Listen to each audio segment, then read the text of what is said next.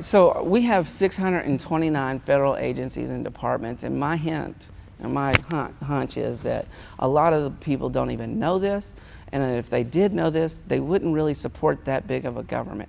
So my plan is to give them an option to use 100% of their tax dollars towards the federal government agency that they would prefer their dollars went to. For instance, if you're on the liberal side and you support the work that Planned Parenthood does, you could direct all your taxes to Planned Parenthood. Say you're conservative and you don't support what Planned Parenthood does, you can direct that your taxes don't go to Planned Parenthood. This, I think, would alleviate a lot of the angst that we all see in the two old parties when they try to divide us and use fear and hate.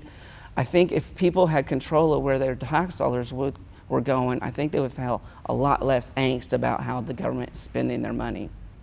So that's what I'm trying to do, is pass that. Think of it as a GoFundMe for government agencies.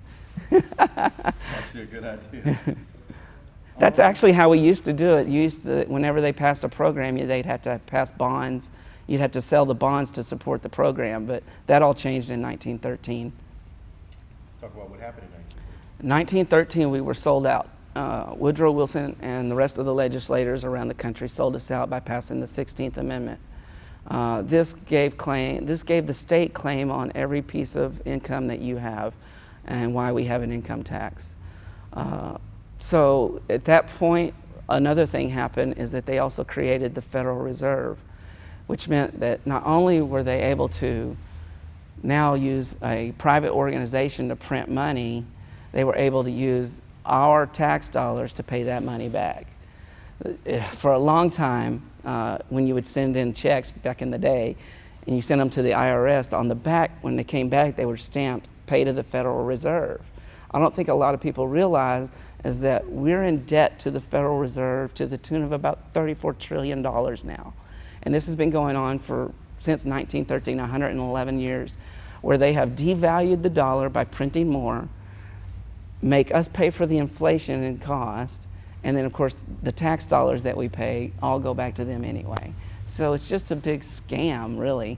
I think that what's funny is that we did just fine for 100+ years just with excise tax and export taxes.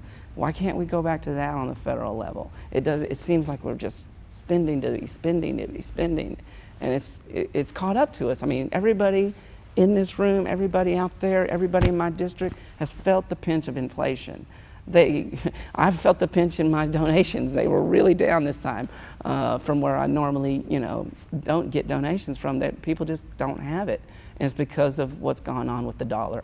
They've printed more dollars, $6 trillion in like 6 years. Literally, Trump printed $4 trillion on his way out. Biden printed $2 trillion on his way in. And then, of course, last year they spent $6.2 trillion. And it's like, wow, when are they going to stop? And it's like, they're spending $1 trillion every 100 days. And who's going to pay for that? Our grandchildren, our great-grandchildren, our great-great-great-great-grandchildren, because it probably will take that long to pay back that money. And we're on the hook. We're conscripted. We're on the hook. So we got to figure a way out of this. We don't even pay down the principal. Did you know that the interest payment alone is more than we spend on national defense? Every year, it's $1 trillion. And we spend just short of that on national defense. And we spend 10 times more than any other country on national defense. So it's unsustainable. Another thing that's unsustainable that I think no one's talking about, and I am frightened that this is going to hurt a lot of people. Social Security is going to be insolvent in 2033, 2034. They're not going to be able to make the payments. Those people are going to lose their houses. They're not going to be able to buy their medications. A lot of our grandparents and grandmothers are going to be moving back into our homes, or they're going to be out on the street.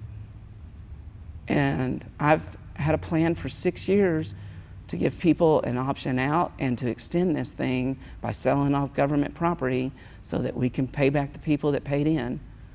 Because there's a lot of people that are trapped There's a lot of people that are doing well enough that they could opt out.